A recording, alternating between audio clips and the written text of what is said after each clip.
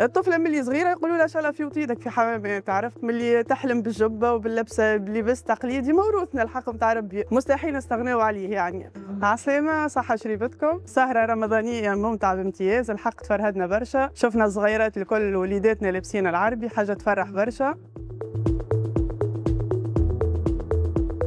الأجواء محلاها كانت الصغيرات عملوا جو، عملوا ديفيلي مود، طلعوا شاخوا شطحوا شوية، دونك كسروا الريتم بعد تعرف الأجواء الامتحانات ديما صعيبة وفيها برشا ستريس، دونك اليوم تفرهدوا شوية والحمد لله. هي البرشا صغيرات فرحانين الكل، منظمة بالكدا السهرية يعطيهم الصحة، شكر لمدام فاطمة زادة أستاذة العربية يعطيها الصحة.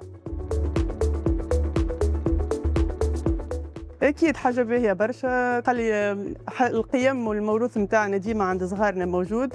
أنا ولدي الحق نتاع ربي من الروضة وقت اللباس التقليدي يفرح على الآخر، اليوم برك في العشاء عرفت كي يلقى شي يتعشى بيها الجبة لابسها جبة الحمامية فرحان على الآخر، ونعرف الحاجة هذه طابعة في ولدي باللي هو صغير، وقت اللباس التقليدي يلقاه عامل جو فرحان يحضرها كاملة مش فميز للجبة، ديجا أنا شريتها له حاضرة وديما في المناسبات يلبسها. مهم